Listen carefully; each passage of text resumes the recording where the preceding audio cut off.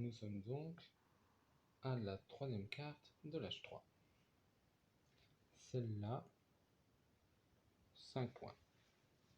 Celle-là, 4 points minimum. Celle-là, 5 points, sachant que je sais que j'ai déjà laissé passer le deuxième exemplaire.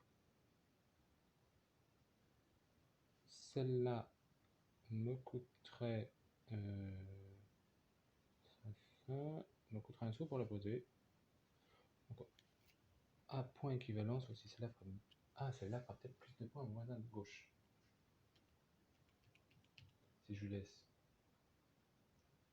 Pour qu'il sera peut-être plus intéressé par une verte. On va poser celle-là gratuite à poser. Ici,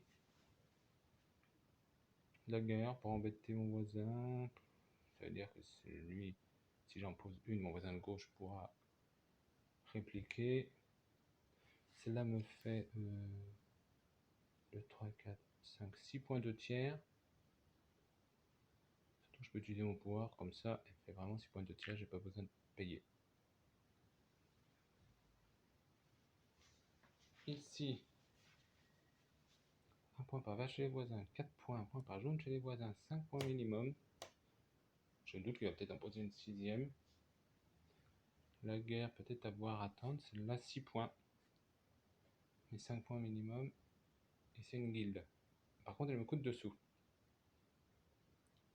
Celle-là me coûte 1 sou.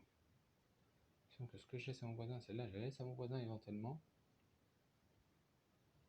Il a déjà posé celle-là. Ici. Je peux poser celle-là pour 6 points minimum. Celle-là, je ne peux pas la poser, je n'ai pas le chaînage, je n'ai pas accès au tissu. Et celle-là me fait 5 points.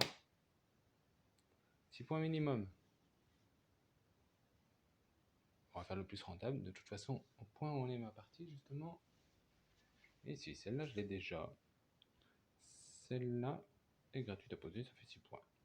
Je pourrais renforcer la guerre, à surveiller. Ici. Alors, la carte guerre, sachant que ça veut dire que Rod a de grandes chances de répliquer. Ou celle-là pour 6 points, qui me coûte juste 2 sous pour la ressource crise qui me manque. Celle-là,